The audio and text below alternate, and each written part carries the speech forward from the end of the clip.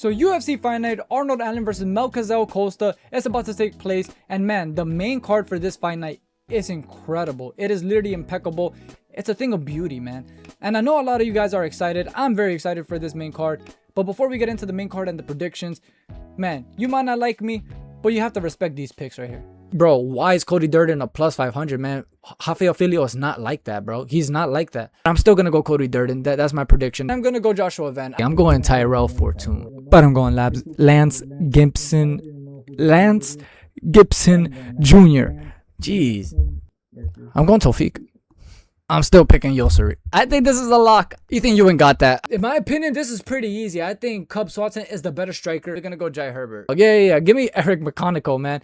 I'm gonna go Toledo. I think the grappling is where he's gonna win, and I think he takes this fight. Moving on from that, first fight of the card, Shauna Bannon versus Nicole Cagliari. And I think Nicole Cagliari is going to win this fight. I think she's going to win by unanimous decision. I think that Shauna Bannon is too much of a brawler.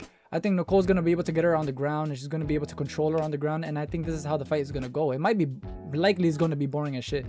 But moving on to the next fight, Daniel Barras versus Louis Guru.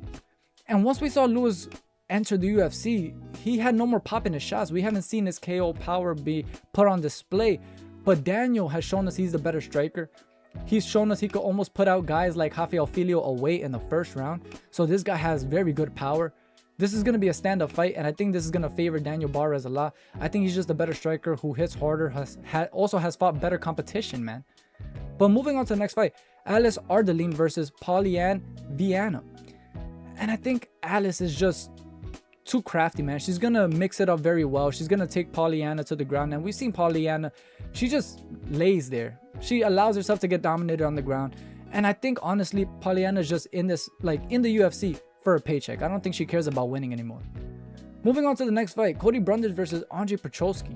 Now, both grapplers, both are gonna, try to get each other to the ground, but I think it's gonna cancel out, and so this fight is gonna end up on the feet. And Cody Brundage is the better striker. We're talking about Andre Petroski, who's a southpaw fighter, who keeps his hands kind of low, has no head movement, and I think is too susceptible to getting hit with an overhand right, which this is Cody Brundage's favorite punch. Literally throws this in every single fight. And I think this is what he's going to do. He's going to keep landing that overhand right on Andre Petroski each and every single round. And this fight is not going to the ground. Maybe it goes to the ground and someone gets up, but other than that, most of it is going to be a stand-up fight. But moving on to the next fight, Ketlin Vieira versus Jacqueline Cavalcante.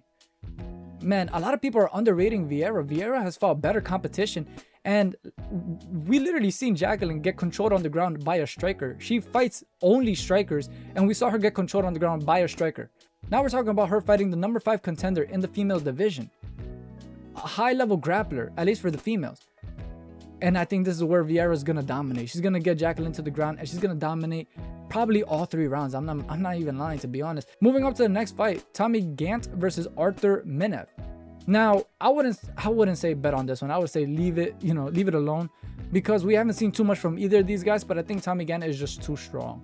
This is where I think this is going to lie. I think both of these guys are great grapplers, but Tommy is just too damn strong. He forces guys on the ground, whereas Arthur has to like sweep you to the ground. And not saying that's bad. I'm not saying that's bad at all. But against a guy who's just much stronger, it's going to be really hard to do, especially when he picks you up and just slams you on the ground. So give me Tommy Gantt. Now, this one's going to be a little weird, and it's going to shock some people. I think a lot of people are going Ivan Erslan, but I'm going to go Tuco Tokkos. I think that we've seen him control and dominate Navajo Sterling in the first round, and we literally seen him take Navajo Sterling down in the 3rd round as well.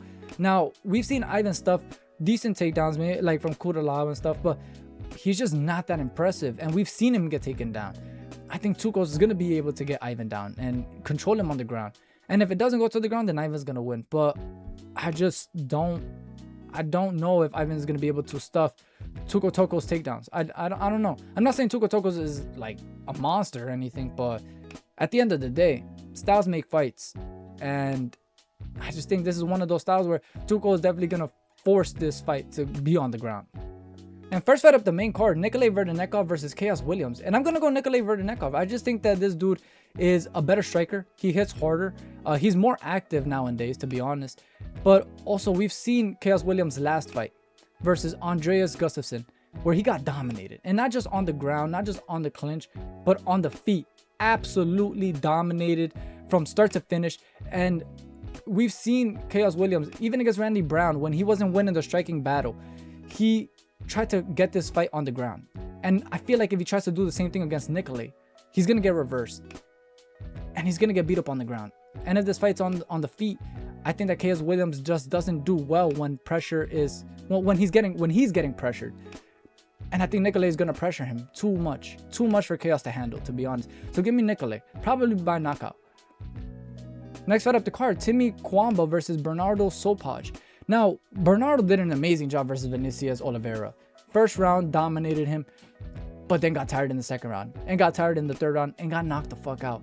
And then Timmy Cuamba, we've seen his grappling on display. He's not the best grappler, but I think it's going to be enough for Benardo. He's going to be able to keep this fight on the feet, and Timmy's just going to be able to beat the shit out of Benardo. And maybe Benardo wins the first round, very likely wins the first round with the grappling, but then he gets tired out. Like, we have not seen his cardio improve. And Timmy, that boy can go from round number 1 to round number 3 straight striking, and he will do a lot of damage. I think he's just gonna put too much pressure on Benardo. I'm gonna go Timmy Cuamba, but I would definitely say stay away from that one as well. Next fight up the card, Modestas Bukauskas versus Christian Edwards. And here, before it was Rodolfo Bellato, and I'm not sure why he pulled out, but it doesn't matter anymore. We have Christian Edwards versus Modestas, and obviously this is a huge step up for Edwards. Not only that, this is, I think, his first fight in the UFC. And on top of that, this guy just doesn't look that impressive. Like, it's just, there's no way in my head that I would pick him over Modestas. Even if I don't think Modestas is an incredible fighter. I was literally going to pick Bellato over Modestas. But now I'm going to pick Modestas over Christian. I mean, also, you know, like I said, very short notice as well. So you can't trust short notice guys. Next fight up the card, Malcolm Wallmaker versus Juan Diaz. And man, Juan Diaz is great. He's a great fighter, but I think this is just too big of a step up in competition. Man, a lot of people are underrating Malcolm Wallmaker just because of his performance versus Ethan Ewing, but not recognizing that Ethan Ewing is a top 5 contender, bro. You're bugging. Ethan Ewing is a beast. And Malcolm Wallmaker did an incredible job against him.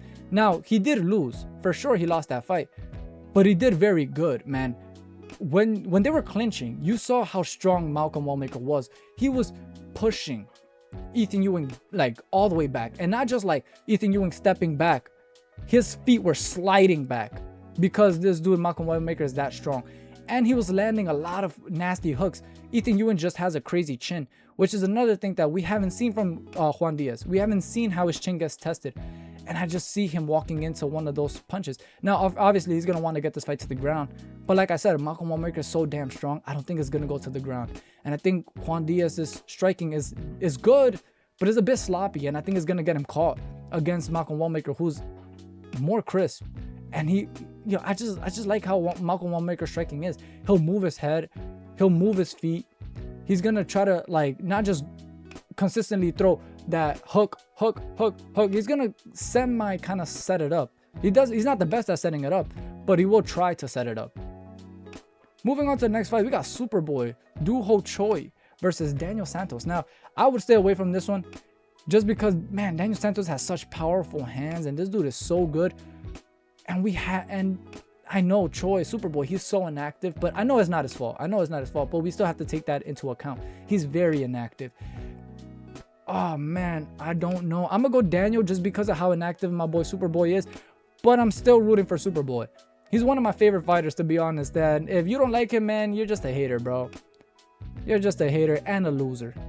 But this dude Choi, he's a great guy, respectful guy, and he's an incredible fighter. So put some respect on my boy Choi's name, man. Moving on to the next fight, Arnold Allen versus Mazekel Costa. Well, the final fight, Arnold Allen versus Mazekel Costa. And at first, I was going to go Mazekel just because of his power, man. This dude has serious knockout power. But who's his best win? Dan Ige? Like, I'm sorry, who doesn't beat Dan Ige at this point? I mean, we're just being honest, right? But Arnold Allen has fought Max Holloway, Gene Silva, Evloev, Calvin Kattar, Giga Chikadze, some high-level strikers and a high-level grappler. I know Mazekel Costa likes to mix it up, but he's not going to get Arnold Allen to the ground. And this fight is gonna stay on the feet. And I think Arnold Allen is just too damn good on the feet, bro. Like, he landed some very nice, great shots against Max Holloway. Same thing against Gene Silva. And these guys are not no walk in the park, bro. These guys are high level, top 5, maybe top 3 in their division. Well, Max Holloway top 5, but John Silva definitely top 3 in his division. So you had to cut this guy some slack. And Max Holloway, literally a former champion. Like, we have to cut, you know, you can't say that, oh, he lost to Max Holloway, so he's gonna lose to Masvidal Costa. Oh, he lost to John Silva, so he's gonna lose to Masvidal Costa. That's like, it makes no sense. They're both far better strikers than Costa. I think Arnold Allen is just a better striker. Masvidal's not gonna be able to get this on the ground. And I don't know. I don't see this going any other way. Arnold Allen is just too good, unless Costa just has such serious power that he puts out Arnold Allen. But mind you, Arnold Allen literally fought John Silva, who's a hard ass hitting fighter. And he ate all those shots, bro. Yes, was he wobbled here and there? Of course. But who doesn't get wobbled? But this dude was in that fight, landing amazing shots, and was eating some amazing, amazing shots that would put other guys away, bro. This guy has such a granite chin.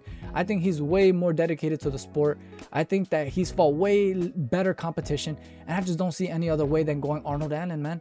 I mean, let me know what you guys think. Let me know if I'm crazy, if you disagree with all of my picks. But have yourselves a wonderful day.